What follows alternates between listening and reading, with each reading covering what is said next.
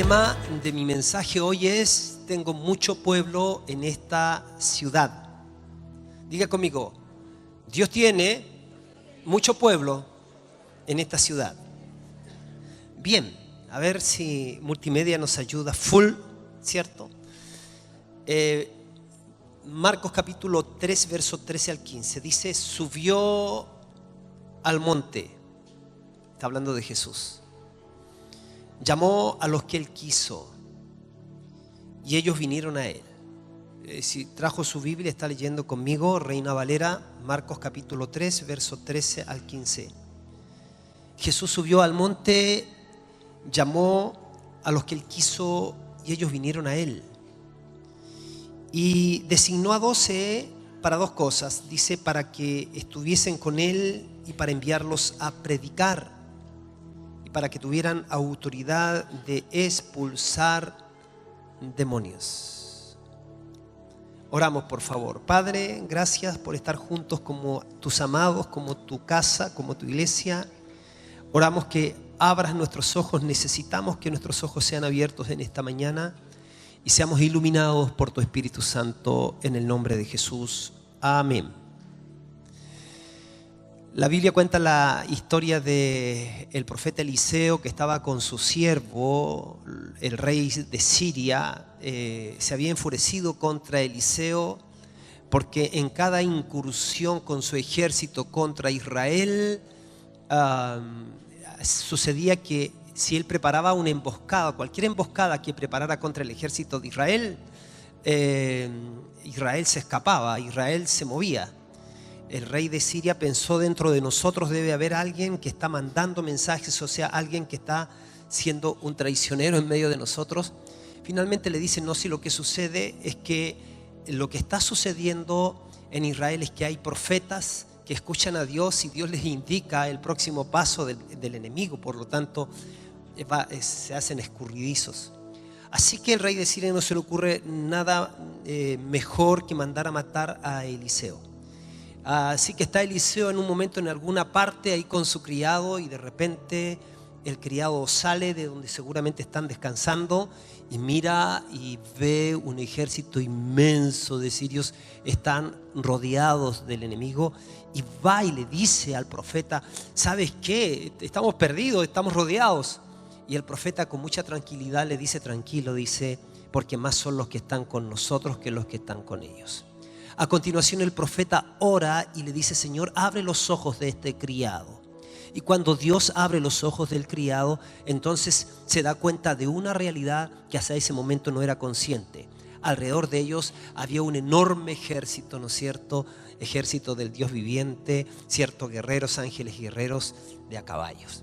Bueno, el que Dios abra los ojos de la gente para que vea es algo que Él repite continuamente. Nosotros mismos necesitamos que Él abra nuestros ojos para ver lo que Dios ve. Necesitamos de verdad ser guiados por el Espíritu Santo. Necesitamos depender del Espíritu Santo, porque hemos nacido de nuevo, y cuando uno nace de nuevo, saca la cabeza sale del cascarón y saca la cabeza hacia el mundo espiritual, que es más real que el mundo del que nosotros estamos viviendo.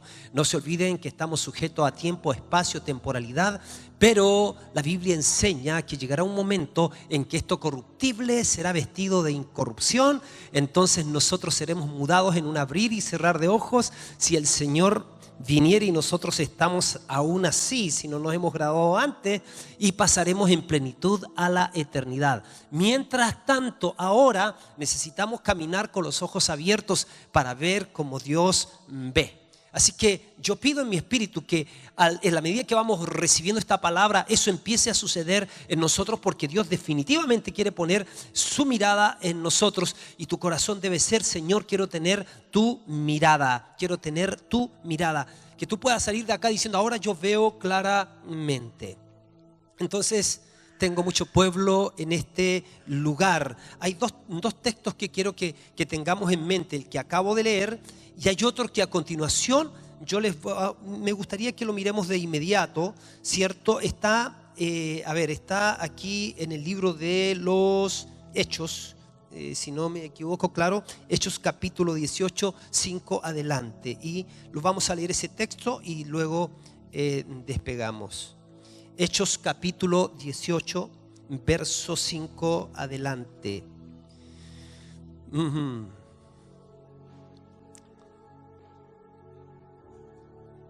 Esto es bien interesante. No tengo tiempo para leer todo el capítulo, pero Pablo dice en el verso 5, ahí está, él está en Corinto. El apóstol Pablo está en Corinto. Y él era un apasionado de Dios. Él no cesaba, él no permitía que el tiempo se le escapara. Él quería cumplir su asignación y vivía para cumplir su misión en la tierra. Él tenía el corazón de Dios para ver cómo Dios veía. Y dice en el verso 5, y cuando Silas y Timoteo vinieron de Macedonia, Pablo estaba entregado por entero a la predicación de la palabra, testificando a los judíos que Jesús era el Cristo. Y dice más abajo, pero oponiéndose y blasfemando estos, fíjense, empieza a tener resistencia. Oponiéndose y blasfemando estos, les dijo, porque había oposición, se le fueron encima, lo atacaron, lo rechazaron. Entonces aparece la humanidad de Pablo, ¿no? Y dice, y les dijo, sacudiéndose los vestidos, vuestra sangre sea sobre vuestra propia cabeza, yo limpio. Desde ahora tomo una decisión, dice, yo me voy a ir, dice, me voy a ir, ¿dónde? A los gentiles. Wow. Y saliendo de allí se fue a la casa de uno llamado Justo, temeroso de Dios, la cual estaba junto a la sinagoga. Y Crispo, el principal de la sinagoga, creyó en el Señor con toda su casa. Y muchos de los corintios, oyendo, creían y eran bautizados.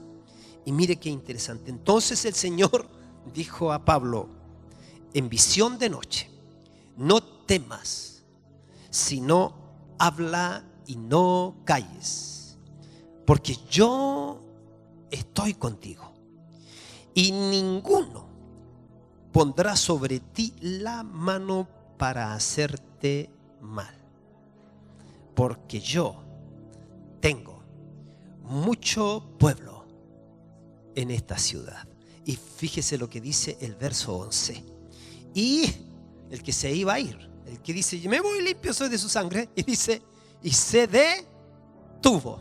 Uno puso freno de mano, apagó el vehículo, ¿cierto? Se bajó del carro y dice, y se detuvo allí 1 año y 6 meses enseñándoles la palabra de Dios. La palabra de Dios. Bien. Mis preciosos, vivimos en una ciudad de 213,000 habitantes según el último Piñericosas, el último censo, ¿no? Y vivimos en un mundo de 7,000 millones de personas. Sin duda, lo que más tenemos en este mundo son personas. Y lo más glorioso e interesante de esto es que Dios ama a las personas. Y la razón de la encarnación de Jesús fue el amor de Dios por las personas. La Biblia dice, porque de tal manera amó Dios al mundo, que dio a su Hijo Jesucristo, para que todo aquel que en él cree no se pierda, mas tenga vida eterna. En el texto que acabamos de leer, Lucas agrega también a lo que dice Marcos, que Jesús pasó la noche orando a Dios y luego escogió a 12. Pasó toda la noche orando y escogió a 12. Y escogió a 12 para 2 cosas. Primero, para que anduvieran con él. Esto es un llamado a la intimidad. O sea, los llamó para que sus discípulos, conociendo su corazón, de esa manera los secretos del reino de Dios les serían revelados. Y en segundo lugar, los escoge para enviarlos a predicar. Esto tiene que ver con la misión. Esto tiene que ver con el amor que Dios le tiene a las personas. Porque una vez que ellos entendieran el corazón de Dios, serían parte de la gran causa de Dios en la tierra. Pablo le habla, le dice, no te vayas, yo tengo mucho pueblo en esta ciudad. El Señor sigue abriendo los ojos de la gente y aquí precisamente llama a sus discípulos y dice, yo requiero estar con ustedes para 2 cosas. Quiero que tengan acceso a mi corazón, porque yo les voy a abrir en esa intimidad, les voy a hablar de lo que yo pienso de la gente, de lo que yo siento por la gente, de los planes que yo tengo con las personas, y voy a requerir de ustedes. Qué alto, qué grande privilegio. Al llamar Jesús a sus discípulos de esta manera, estaba poniendo en acción la fórmula, lo que yo llamo la fórmula perfecta: pasión por Jesús y compasión por la gente. Porque fíjese que todos los discípulos a quienes Jesús llamó, ellos tendrían la misma oportunidad de acceso al corazón de Jesús, acceso a escucharlo a Él, a conocerlo a Él. A eso me refiero. Se ve que con los 12 tuvo un nivel de intimidad. Con los 70 tuvo un nivel de intimidad, los que envió de 2 en 2. Con los 12 otro nivel de intimidad. Con Pedro, Juan y Jacob otro nivel de intimidad. Y con Juan, el discípulo amado, otro nivel de intimidad. Un nivel distinto, un nivel que Juan procuró, un nivel que Juan escogió, un nivel más cercano, mucho más íntimo.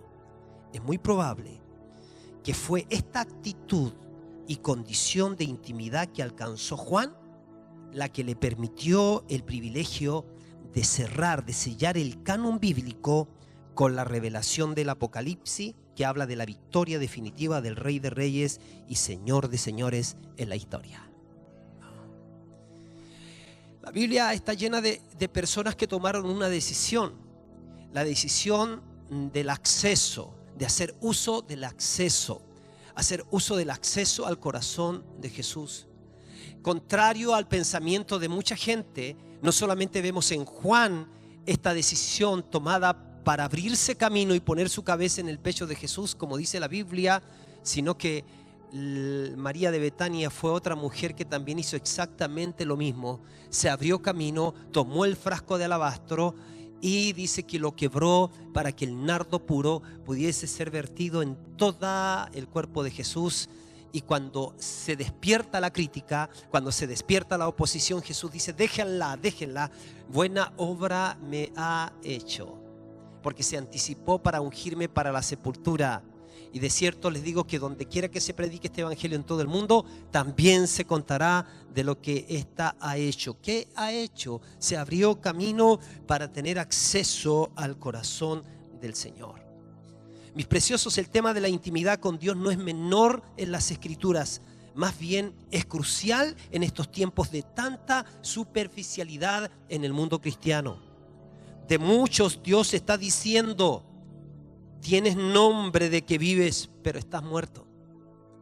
Y la Biblia dice eso en Apocalipsis, de personas que tenían nombre de que estaban vivos, pero en el fondo estaban muertos, porque sabían la mecánica externa de lo que puede suceder en cualquier congregación cristiana, pero habían descuidado el aceite en sus lámparas, porque estoy hablando en sentido figurado, porque definitivamente no consideraron que el primer llamado de Dios que hace al ser humano es el llamado a la intimidad, es el llamado a ponerlo a Él en primer lugar en la vida.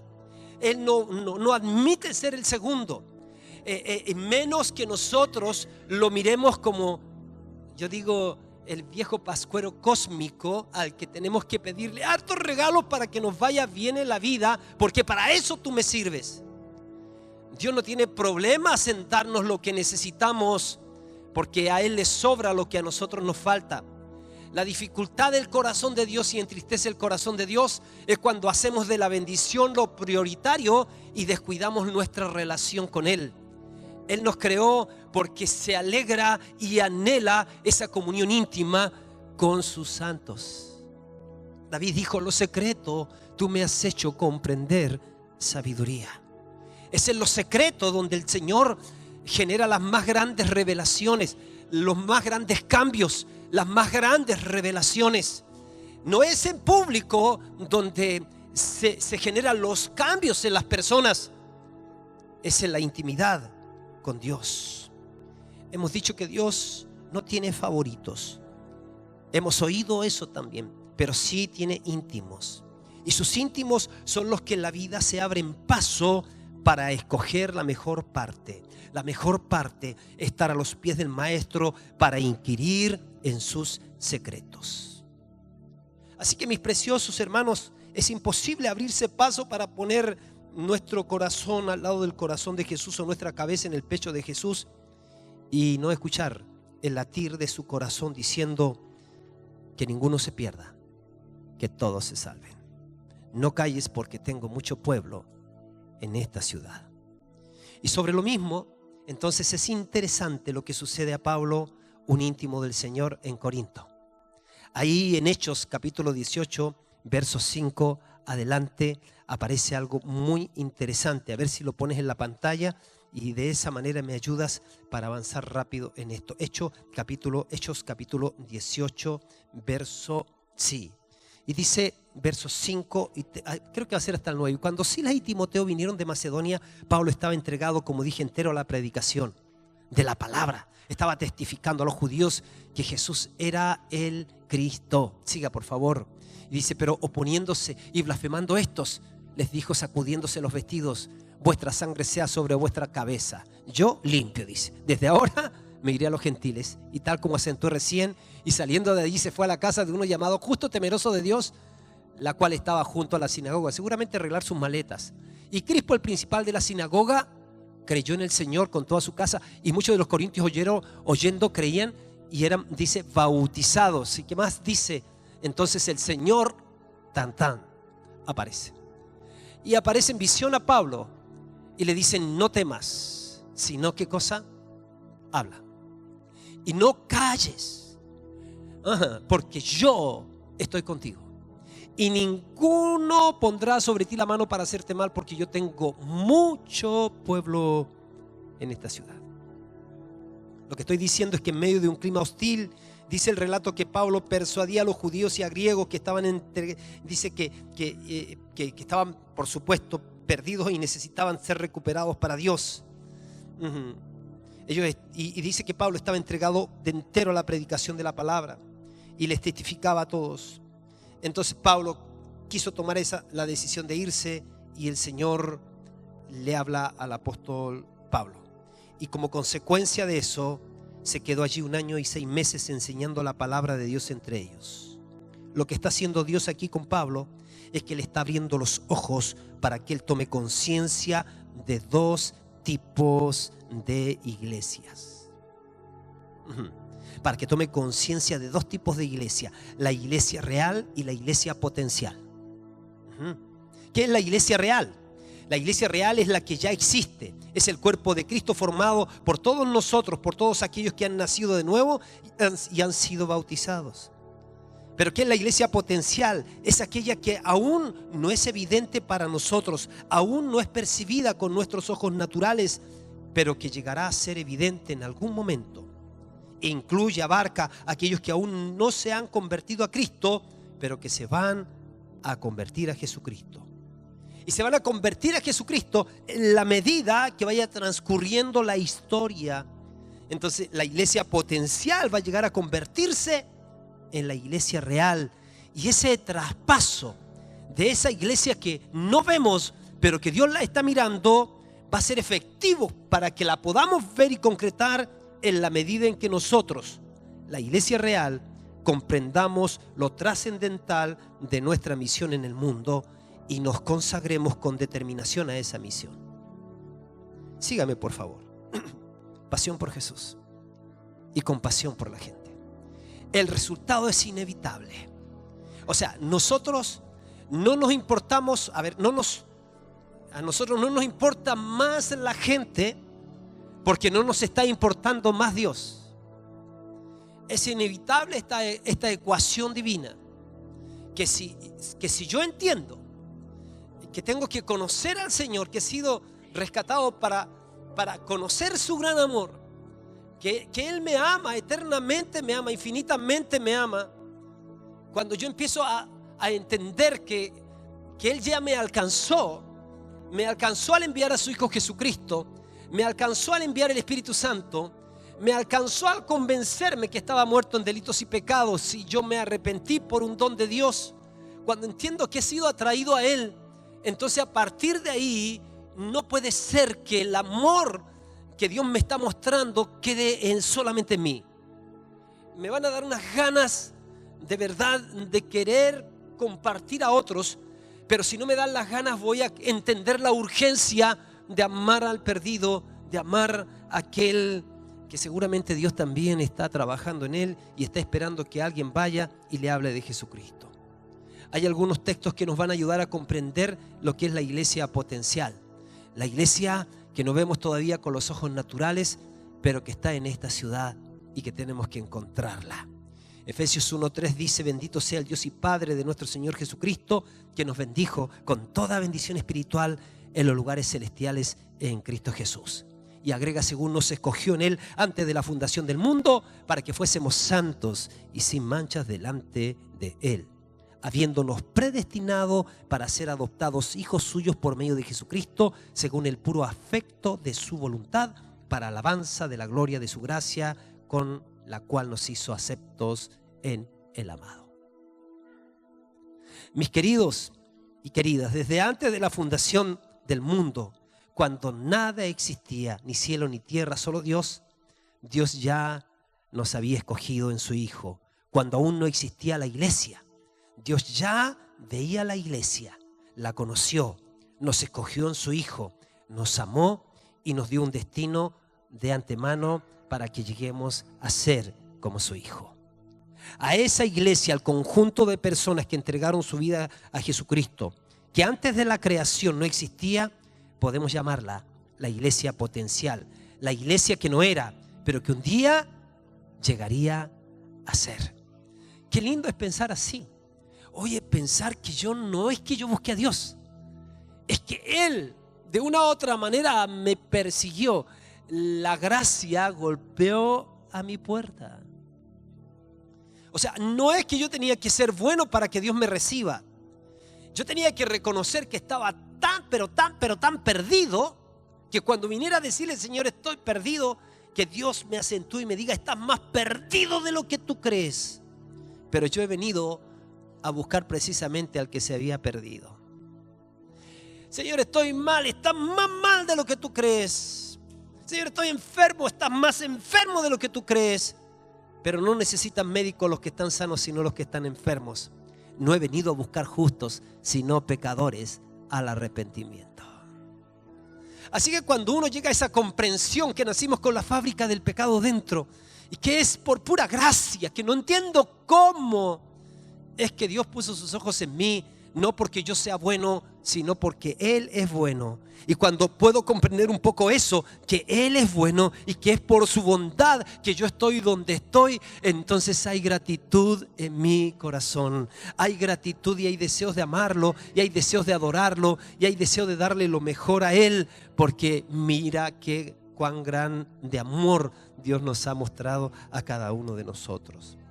Efesios 5:25 dice que Cristo amó a la iglesia, que se entregó a sí mismo por ella. Mira, fue a la cruz cuando todavía no había iglesia. ¿Qué iglesia si la iglesia aún no existía? La iglesia surge del costado de Jesús. Agua y sangre sale de su costado. Es como cuando Adán entra en profundo sueño y de su costado el Señor le saca a Eva. Así Jesús, en el sueño de la cruz, de su costado sale la iglesia. Así que tenemos el ADN de nuestro Señor Jesucristo. Efesios 5:25 dice que Cristo amó a la iglesia y se entregó a sí mismo por ella. Estoy diciendo ¿qué iglesia si la iglesia aún no existía cuando Cristo murió? Obviamente se estaba refiriendo a la iglesia potencial. Él amó a la iglesia y se sacrificó a sí mismo por ella. Otro pasaje que nos puede ayudar a ver esto es Juan 21:16, cuando Jesús le dijo a Pedro: Pedro, pastorea a mis ovejas. ¿A qué ovejas? ¿A qué iglesia se refería Jesús? De seguro él estaba pensando no solo en los 120, sino en los miles y miles que se iban a convertir a partir del Pentecostés, cuando se derramara el Espíritu Santo. Jesús se estaba refiriendo a la iglesia potencial. Entonces, mis queridos y queridas, nuestro texto base nos ayuda a comprender mejor lo que venimos diciendo. El texto de base de Hechos, ¿no? Ahí Pablo predicó en las sinagogas todos los sábados. Y el texto dice: entonces el Señor dijo a Pablo en visión de noche: no temas, sino habla y no calles, porque yo estoy contigo y ninguno pondrá sobre ti la mano para hacerte mal, porque yo tengo mucho pueblo en esta ciudad. ¡Wow! Así que claramente Pablo recibió el mensaje. El Señor estaba viendo miles y miles de personas, pero para que ello ocurriera, para que ellos vengan a los pies de Cristo, Pablo tenía que hacer dos cosas. Primero, tenía que quedarse en Corinto, y segundo, tenía que seguir hablando la palabra de Dios. Fíjese que en nuestras ciudades la iglesia potencial es mucho más grande que la iglesia real. Si miras a tu alrededor, es probable que el próximo sea tu tía, sea tu primo, sea tu mamá y tu papá, sean tus hermanos, sean tus amigos de colegio, sean tus vecinos, sean los chicos del barrio o las chicas de tu barrio, sean los amigos de básica, de media o de universidad. Ahí está la iglesia potencial. Nosotros tenemos que aprender a tener la mirada de Dios. Dicen que el dentista nunca ve tu sonrisa, te mira el próximo diente que tiene que taparte, ¿no? Así que nosotros deberíamos de tener continuamente esa mirada de poder llegar a esta gente que el Señor previamente está preparando. Fíjense que en nuestras ciudades la iglesia potencial es mucho más grande que la iglesia real. Dios, como digo, está mirando miles y miles de personas que se van a convertir por nuestra predicación, ¿cierto? Y en todos lados Él espera que nosotros prediquemos, que usemos las redes sociales, que usemos principalmente las casas. Quiero extenderles una invitación. Los días domingo debemos juntarnos 300, hasta podría ser 400 personas, pero sabes, solamente 100 personas o 130 personas son las que van a células. Las acciones de las células son nuestras acciones de poder compartir el evangelio con nuestros amigos, con nuestros vecinos. Es sacar la iglesia de este lugar y llevarla, ¿cierto?, a la ciudad. La iglesia eres tú y soy yo. Así que Dios nos dice, no teman, sino hablen, no callen, porque yo estoy con ustedes. Ninguno de ustedes pondrá la mano sobre ustedes, ninguno pondrá la mano sobre ustedes para hacerles mal, porque yo estoy con ustedes en esta ciudad y yo también tengo mucho pueblo en esta ciudad. Mire lo que dice Pablo a Timoteo. Dice, por tanto le dice a Timoteo, hijo, yo lo soporto todo por amor a los escogidos. Yo lo soporto todo por amor a los escogidos, para que ellos también obtengan la salvación que es en Cristo Jesús con gloria eterna. Aquí el apóstol Pablo habla a Timoteo de la disposición a sufrir por la iglesia potencial, los escogidos, para que ellos obtengan la salvación que es en Cristo Jesús. Pablo dice, todo lo sufro por amor a aquellos que aún no obtienen la salvación. Pablo entonces estaba dispuesto, escúchenme, a abrazar el sufrimiento por amor a los escogidos, por amor a la iglesia potencial, para que ellos también obtengan la salvación. Si hay un pasaje, y ya estoy llegando a la conclusión de este mensaje, si hay un pasaje que me llama la atención, es cuando Pablo habla con los colosenses, en Colosenses 1, 24 al 25. Pablo le dice, ahora me gozo en lo que padezco por ustedes. Me gozo en lo que padezco y cumplo en mi carne lo que falta de las aflicciones de Cristo por su cuerpo, que es la iglesia, de la cual fui hecho ministro según la administración de Dios, que me fue dada para con vosotros, para que anuncie cumplidamente la palabra de Dios. Mire lo que dice, para que anuncie la totalidad de la palabra de Dios. Esto me parece a mí muy interesante. Pablo se goza en lo que padecía. Dice, a ninguno de nosotros, o sea, él dice, yo me gozo en lo que padezco, porque en el fondo él está mirando que aun cuando sufra, mucha de la gente que no conoce al Señor va a despertar y va a venir al Señor. Hablar de sufrimiento en este tiempo es algo que no está de moda. Ojalá me digan a mí que en la medida que yo crea en el Señor, el confort en mi vida va a ser cada vez mejor.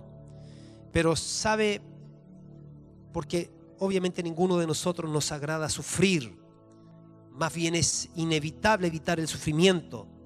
Todos procuramos no sufrir, aunque Jesús trató de evitar, incluso aún Jesús trató de evitar el sufrimiento al decirle al papá ahí en Getsemaní: Padre, si está en ti, que pase de mí esta copa, pero que no se haga lo que yo quiero, sino lo que tú quieres.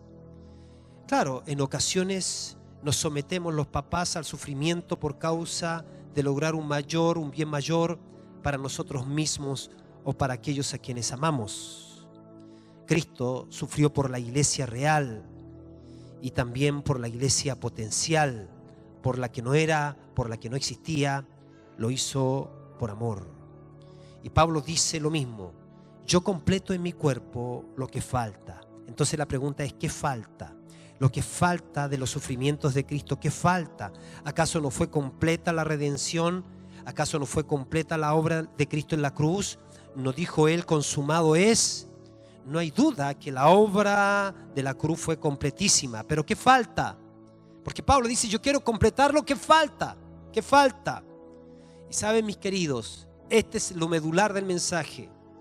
Para que la obra completa de la redención llegue a los hombres del mundo, falta un grandísimo sacrificio. Diga conmigo: falta un grandísimo sacrificio. De verdad, de verdad. A ver, ¿en qué consiste este sacrificio? Consiste en la comunicación del evangelio del reino a todos los hombres, de todas las naciones, de todas las generaciones. La comunicación del evangelio del reino no es cosa de pastores, no es cosa de apóstoles, profetas, pastores, maestros, evangelistas. La comunicación del evangelio del reino es una misión que todos nosotros tenemos. A todos se nos ha dado el ministerio de la reconciliación. Sin esta comunicación, la obra gloriosa y completa de la redención no tiene ningún valor práctico.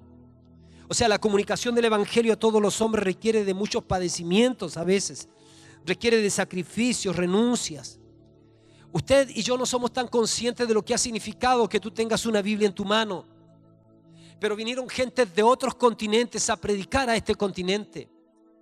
En una ocasión vino un grupo en un barco, una cantidad de personas, eran algo así como de 30, llegaron 8 a estos lugares, creo que las costas. Los otros murieron por una peste en la travesía. Sin embargo, ha habido gente en la historia que se ha abierto camino pagando un precio para que el evangelio de Jesucristo llegara a nosotros. Para que la Biblia esté en nuestras manos hoy día, y muchas veces las vemos en casas metidas en un rincón e incluso rayada simplemente por los plumones de los niñitos. Y nosotros a veces decimos: no, si nosotros los cristianos amamos al Señor, quien entregó su vida apasionadamente por nosotros y pagó un gran precio, y lo amamos hasta dar nuestra vida si fuese necesario por Él. Pero déjeme decirles con tristeza que a veces encontramos a musulmanes con más celo que los cristianos, porque los musulmanes se escandalizarían y pensarían que se comete un gran pecado si el libro del Corán está en el suelo. Pero nosotros a veces andamos buscando la Biblia y puede estar metida ya entre los cachureos simplemente porque no la leemos nunca y porque pensamos que si total la pierdo me puedo encontrar otra. Estoy hablando de tomar conciencia de lo que ha significado que llegara el evangelio a nosotros. La comunicación del evangelio a todos los hombres requiere de muchos padecimientos, sacrificios, renuncia. Requiere, señores, de dinero. Requiere de tiempo, dones, trabajo, diligencia, esfuerzo, disciplina, oraciones, luchas, ayunos, sabiduría, coraje, valor, fe y en algunos casos prisiones y martirios. Usted y yo sabemos eso. Los que llevamos años en esto, usted sabe lo que ha costado construir lo que tenemos. Y aún estamos por la mitad del camino. Pero para que la iglesia potencial se transforme en la iglesia real, es necesario que la iglesia real que somos nosotros, la de hoy, se niegue a sí misma, deje su comodidad, su autocentralismo, tome la cruz y siga el ejemplo de Jesús. O sea, es muy necesario que la iglesia real que somos nosotros nos transformemos en una iglesia extramuros, en una iglesia extrovertida y no introvertida.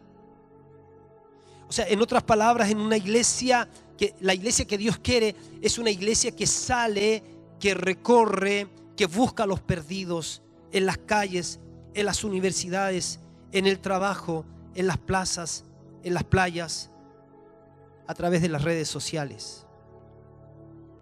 A veces es irrisorio mirar de personas que usan el Face para decir que se compró el completo y se lo está comiendo.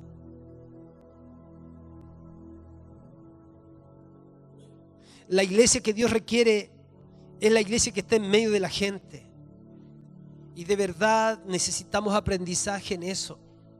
Cerca del sufrimiento y del dolor. La iglesia que Dios quiere es una iglesia que ora y llora por los perdidos. ¿Y por qué digo que no hemos alcanzado todavía lo que Dios requiere y que necesitamos responder a esta palabra? Porque les aseguro que si les hablo de un culto de milagros, esto se llenaría de gente de acá, de los que no vienen hace mucho tiempo y de las visitas que traeríamos. Pero quiero balancear esa invitación con otra invitación que les pueda hacer y que les venimos haciendo hace mucho tiempo, que de 7 a 9 de la mañana está abierta nuestra casa de oración y escasamente venimos 7, 8 personas. A veces hemos llegado 12 o 16, pero comparada con la cantidad de personas que somos, nos damos cuenta dónde está nuestra prioridad. Cuesta tanto pasar de ser una iglesia demandante a ser una iglesia ofertante. ¿Y cómo nos damos cuenta que somos una iglesia demandante y no ofertante? Y eso demuestra que somos niños aún, que no somos maduros, sino que somos carnales. Es el horario de llegada a esta reunión. Porque tú no llegas a la hora para ofrecer lo que tienes que ofrecerle a Dios. Tú llegas en lo posible a escuchar la palabra para que Dios te dé lo que tú necesitas. Necesitamos, mis hermanos, crecer. Necesitamos entender que el precio que Jesús ha pagado por nosotros fue precio de sangre. Él no murió por una iglesia ensimismada, no murió por una iglesia acomodada. Él murió por una iglesia que Él pensaba y Él piensa que va a responder con el mismo amor con el que Él nos ha mostrado, como Él ama. Y en eso todos nosotros necesitamos ir en pos de Él y decirle: Señor, hazme más como tú. Necesitamos entender que Dios no tiene más ojos que los nuestros, más manos que las nuestras, más pies que los nuestros, más corazón que los nuestros. Es la iglesia que consuela a los tristes, sana a los enfermos, que se relaciona con los pecadores, que bendice a los perdidos y los bendice en sus casas. Es la iglesia que sale del salero y se mezcla con la sociedad. Es la levadura que mezcla con la masa hasta leudarlo todo, que se mezcla con la masa. Es la iglesia que va andando y llorando, llevando la preciosa semilla, pero que volverá trayendo sus gavillas. Es la iglesia que funciona durante los 7 días de la semana con cada hijo de Dios, mostrando a Cristo por todos lados, con discípulos y discípulas dispuestos y disponibles, dispuestos, y uso la palabra, a sufrir, llevando el vituperio de Cristo.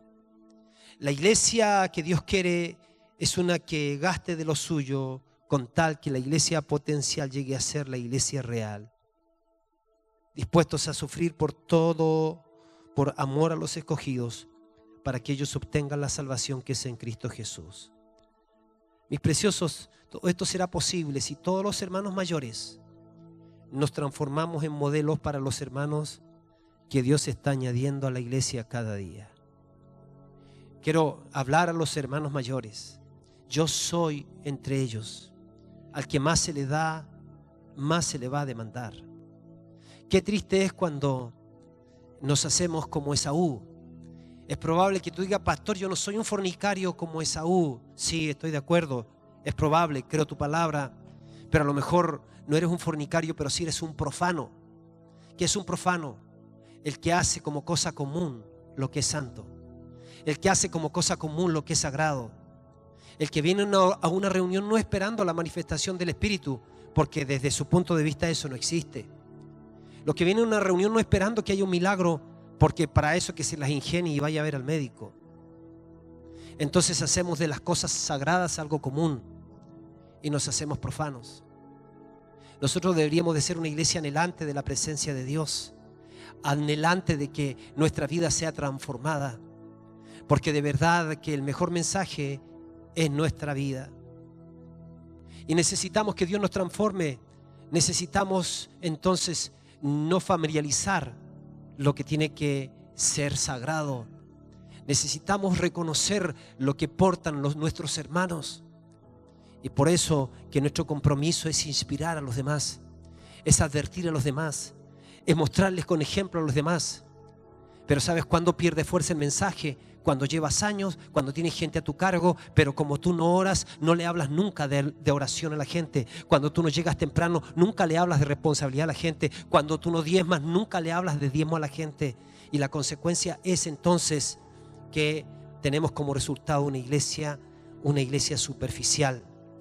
Somos llamados a ser una iglesia con un corazón pastoral, que vea a las personas como ovejas desamparadas y dispersas que no tienen pastor. Somos una iglesia llamada a recorrer. Esto significa buscar al perdido en oración y también yendo por todo lugar. Gracias a Dios que ha puesto ante nosotros un gran desafío de mirar como Él ve nuestra ciudad. Y nos está impulsando a tomar la iglesia potencial a partir de ser la iglesia real, abriendo casas por todas partes. El Señor dice: yo tengo mucho pueblo en esta ciudad. Yo quiero animarte, mi precioso. ¿Cuánto te queda? A ver, ¿cuántos años tienes? ¿Cuántos años tienes? Tú me puedes decir 57. No te digo cuántos años cumpliste, ya no los tienes. Yo voy a cumplir 58 años. Y si tú me preguntas cuántos años usted tiene, yo te tengo que decir no sé, porque voy a cumplir 58 ahora, pero ya no los tengo. Ya los viví.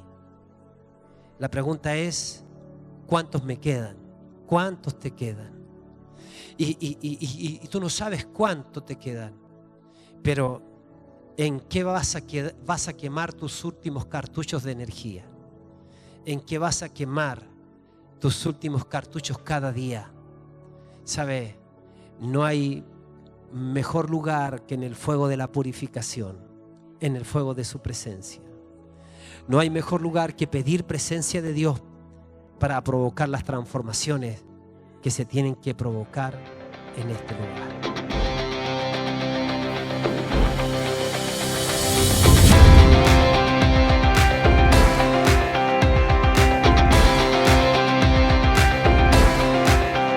Lift your eyes